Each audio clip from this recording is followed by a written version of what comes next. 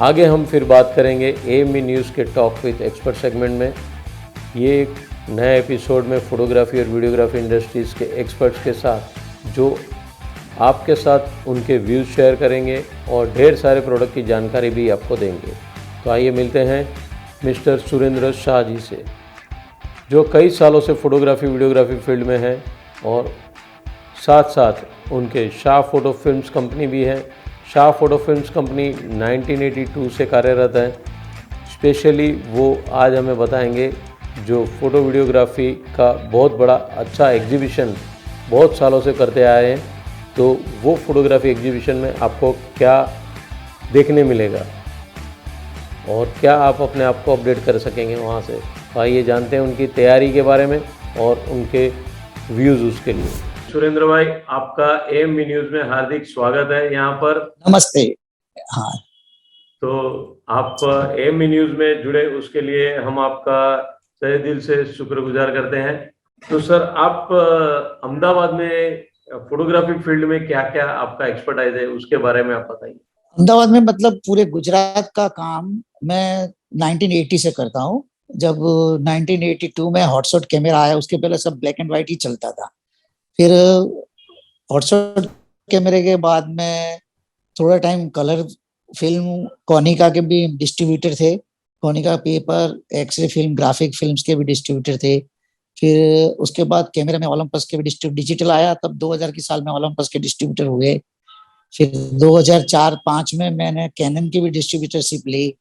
फिर उसके बाद निकॉन जब 2009 में हिंदुस्तान में आई डिस्ट्रीब्यूशन के लिए उसकी कंपनी, तो 2009 से मैं उसका डिस्ट्रीब्यूटर हूँ गुजरात के अंदर।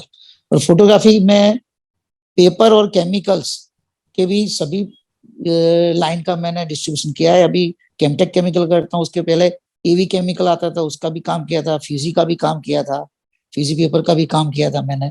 तो ऐसे देखा जाए तो, और मेरे पास डिस्ट्रीब्यूशन था तो पूरे गुजरात के फोटोग्राफरों से पूरा कनेक्शन था। मतलब ट्रेडिंग वाले तो थे ही थे, लेकिन जहां जहां एसोसिएशन थे वहां के भी कांटेक्ट करते थे। मैं ऑल इंडिया में 2000 की साल से ऑल इंडिया फोटोग्राफी ट्रेड में गुजरात के रिप्रेजेंटेटिव के हिसाब से मैं कमेटी में आया था वहां पे। तो 4-5 साल वहां पे ऑल इंडिया के फोटोग्राफी ट्रेड में जो एग्जीबिशन होते थे वो हम करते थे, उसका भी देख रेख करते थे सब। तो वो एक्सपीरियंस के हिसाब से मैंने सोचा कि भाई गुजरात के जो फोटोग्राफर हैं उनको गुजरात के बाहर जाने से सभी को लैंग्वेज का प्रॉब्लम होता है।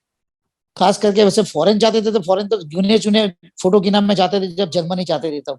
मैं भी करीबन 1986 से हर बार फोटो फेयर में गया हुआ हूँ। तो अच्छा। गुजरात के अच्छे अच्छे फोटोग्राफर को मैं हर साल 8-10 की टीम बना के जाते थे हम। वैसे भी कंपनियों की भी ट्रिप होती थी, कोनिका की भी ट्रिप होती थी, मित्सुबिशी पेपर में भी ट्रिप होती थी, कैमरा में भी ट्रिप होती थी। तो उस हिसाब से भी कस्टमर सब आते थे, लेकिन फोटोग्राफर जो नहीं जा सकते थे उनको भी हमने 10-12 इकट्ठे कर करके सबको जर्मनी ले चुके हैं। तो तो सर, वहां पे सबको ले जाते। ये आपका जो फोटोग्राफी फील्ड में आपका इतना इन्वॉल्वमेंट है, तो आप हाँ 1980 से कर रहे हैं, तो आप एआईबीटीआई में भी आप मेंबर हैं और हाँ। एआईबीटीआई की कमेटी मेंबर भी हैं आप। तो ये जो एग्जीबिशन आप इतने जर्मनी जाके आते हैं, तो ऐसे बोला जाता है कि अगर जो आपको आगे बढ़ना है तो आप एग्जीबिशन आपके फील्ड का जरूर से अटेंड कीजिए। हाँ, उसमें ऐसा है कि पहले ऐसा ही कहा जाता था कि हाँ, अगर ये फील्ड में है तो आपको एक बार तो फोटो गिना की विजिट लेनी चाहिए। लेनी चाहिए। तो उस समय तो क्या था, थोड़ा पैसे का भी सबका प्रॉब्लम था, भाई कॉस्टली होता था। आने जाने का वीजा का प्रॉब्लम, कैसे लेना कैसे नहीं लेना, और वहां जाके लैंग्वेज का प्रॉब्लम। तो उसके हिसाब से फिर ये ऑल इंडिया में भी यहाँ पे शुरू हो गया फोटो फेयर करना। तो यहाँ पे कंपनी आती थी, इंटरनेशनल कंपनी भी आती थी पार्ट लेने के लिए, क्योंकि इंडिया का भी जो आइप्टा का भी एग्जीबिशन होता था वो भी जाना माना है दुनिया में, क्योंकि अच्छा एग्जीबिशन फोटो गिना के बाद में बड़ा एग्जीबिशन अपने इंडिया में अच्छा होता था। वैसे अमेरिका में भी होता था, और उसके बाद जापान में भी होता था, उसके बाद इंडिया का नंबर आता था। तो उस समय जो फोटो गिना में नहीं जाता था वो इंडिया में जाते थे। इंडिया में पहले बॉम्बे में शुरू हुए, फिर बॉम्बे के बाद दिल्ली भी शुरू हुआ। फिर हमने गुजरात में ऐसा सोचा कि भी जो गुजराती है प्योर, जो जिसको हिंदी का भी टूटा फूटा नॉलेज है या उसको लैंग्वेज का भी प्रॉब्लम है, प्रोडक्ट का वहाँ प्रोडक्ट देख लेते हैं लेकिन समझ नहीं पाते। तो इसलिए फिर हमने 2009 में ऐसा सोचा कि भी गुजरात में भी एक एग्जीबिशन किया जाए। तो तो कौन यहाँ से के जो कोने कोने में जो फोटोग्राफर हैं, वो फोटोग्राफर को, आपका एसोसिएशन का जो आपने सोचा वो कौन, क्या नाम से है ये? हमने पहले Gujarat photography trade and industry association ऐसे बनाया था। अच्छा। जैसे all India photography trade association है ना, हाँ। उसी का ही एफिलेटेड जैसा लगना चाहिए, उसी हिसाब से हमने Gujarat photography trade and industry association बनाया। अच्छा। लेकिन हमने जब रजिस्टर करवाया, ट्रस्ट रजिस्टर बनवाया, तो उसमें गुजरात यूज नहीं करने देते थे गवर्नमेंट यहाँ पे। तो वो गवर्नमेंट ने इंडिया वाला या गुजरात वाला या अलग स्टेट वाला नाम पहले नहीं रख सकते थे। तो उन्होंने चैरिटी वाले ने ऐसे कहा भी गुजरात नाम नहीं चलेगा, उसके आगे कुछ रखो। तो हमने चैरिटेबल ग्रुप कर दिया कि charitable group of photography trade and industry association. तो जब ट्रस्ट हुआ तो हमने चैरिटेबल के नाम से शुरू किया, और हमारा एम भी वही है कि भी चैरिटी करना है फोटोग्राफरों के लिए। तो उस हिसाब से हमने गुजरात में शुरू किया, और ये जो एग्जीबिशन करने के बाद में रिस्पॉन्स भी अच्छा मिला और लोगों का सहकार भी अच्छा मिला, एग्जीबिटर्स का भी सहकार मिला हमको। तो हमने फिर बाद में ऐसा शुरू किया कि भी जो इसकी इनकम होगी या जो बचेगा पैसा, वो फोटोग्राफरों के लिए ही यूज किया जाए। तो हमने ये Gujarat photography trade and industry association, जो सीजीपीटीआई ये कहते हैं, उन्होंने हर एक शहर में गुजरात के वर्कशॉप करना शुरू किया। और वर्कशॉप वही कि ट्रेनिंग देने का, और वो खर्चा हम यहाँ से करते थे, एसोसिएशन उसके लिए खर्च देती कि भी जो मेंटर आता है या सिखाने वाला जो आता है वो एसोसिएशन खर्च करेगी। और हर एक गांव में, मतलब थोड़ी थोड़ी सिटी में या तालुका वाइज में या डिस्ट्रिक्ट वाले में, सब जगह एसोसिएशन तो होते ही थे। हम उसको रिक्वेस्ट करते थे कि भाई आप अपने फोटोग्राफर को इकट्ठी कीजिए, आपको किस कंपनी के या किस प्रोडक्ट का नॉलेज चाहिए वहां पर, वो कंपनी से हम कांटेक्ट करके वहां के उनके वर्कशॉप करवाते हैं। अच्छा। तो इसमें हम सब ट्रेडर्स है, जो ये एसोसिएशन में जुड़े हुए हैं वो सब ट्रेडर्स है। तो ट्रेडर्स का एम क्या था कि जितना फोटोग्राफर का नॉलेज बढ़ेगा, वो इतना इंस्ट्रूमेंट वही खरीदेगा, और इंस्ट्रूमेंट खरीदेगा तो वो आएगा डीलर के पास। तो डायरेक्ट नहीं तो इनडायरेक्ट बिजनेस तो हमको ही मिलने वाला है। तो वो एम से हमने ट्रेनिंग देना शुरू किया सब फोटोग्राफरों को। छोटे छोटे एसोसिएशन में 20, 25, 50, 100, 300 फोटोग्राफर तक का हमने एग्जीबिशन वहां पर वर्कशॉप शुरू कर दिया। कभी कौन से इंस्ट्रूमेंट नए आ रहे हैं, कौन से हैं, और जो यहाँ गुजरात में जो हम हर साल एक एग्जीबिशन करते हैं उसमें भी लोग विजिट करने आते हैं।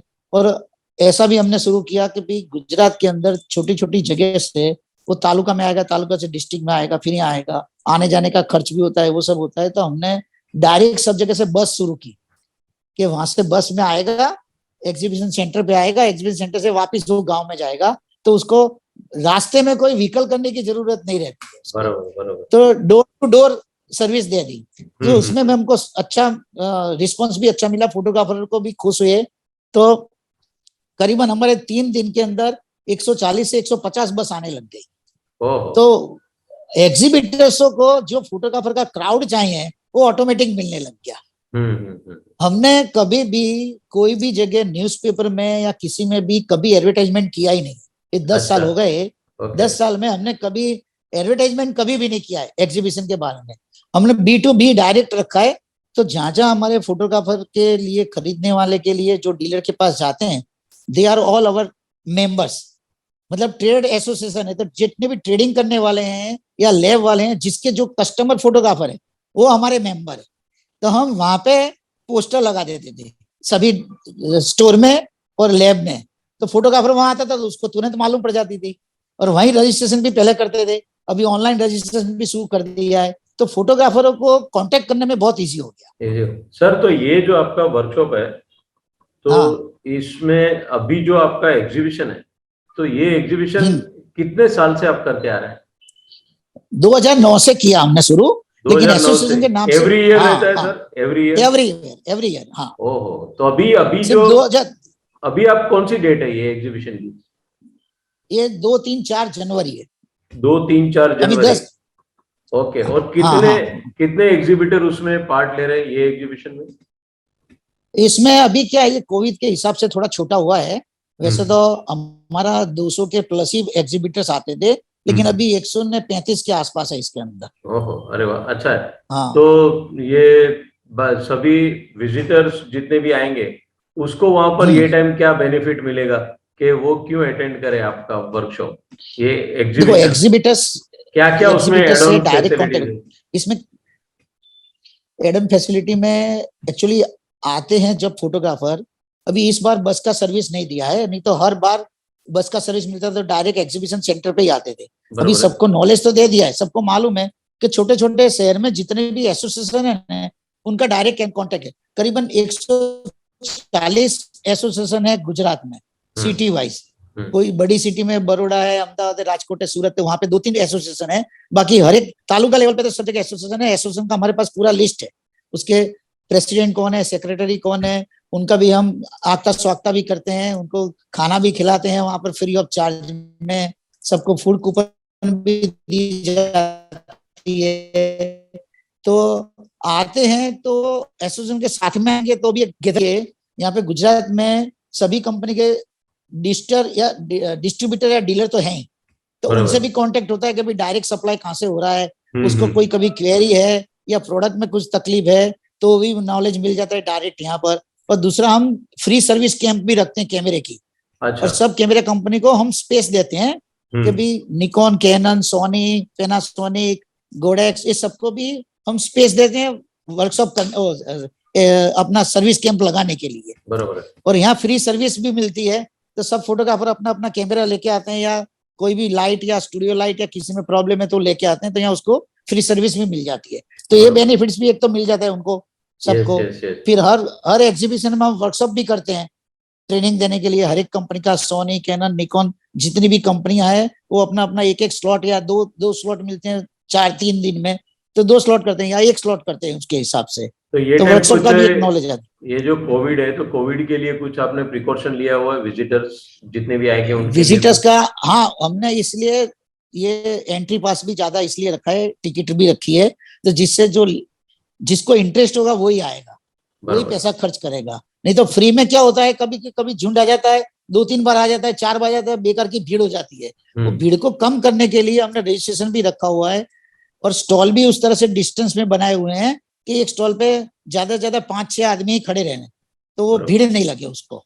तो वो भी प्रिकॉशन रखा हुआ है, सैनिटाइजर भी रखा हुआ है, सबको एक मास्क भी दिया जाएगा किट के साथ में, पानी की बोतल भी सबको देते हैं, हम हर साल देते हैं। तो उस हिसाब से थोड़ा प्रिकॉशन तो रखा हुआ है, कभी गवर्नमेंट को भी कोई प्रॉब्लम नहीं हो, एग्जीबिटर्स को भी कोई प्रॉब्लम ना हो, कंपनी में या सबके एम्प्लॉय भी होंगे वहां पर, विजिटर्स भी आएंगे, उसके लिए भी प्रिकॉशन रखे हुए हैं पूरे। तो ये एग्जीबिशन है कहाँ पर एग्जैक्टली, क्या प्लेस है ये? एक्चुअली क्या होता था, हम पहले यहाँ अहमदाबाद में एक एग्जीबिशन सेंटर है गुजरात यूनिवर्सिटी का, पहले वहां रखते थे। वो एग्जीबिशन सेंटर में 5000 यार्ड का जगह था, वो जगह हमको कम पड़ने लगी, फिर हमने महात्मा मंदिर गांधीनगर शुरू किया।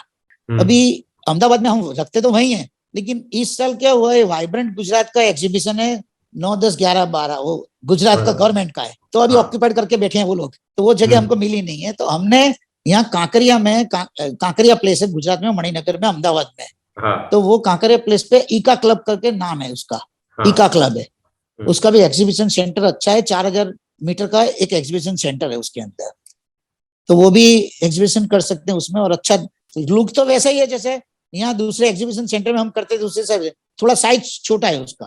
ओके। हाँ, तो ये डेट क्या बताई आपने?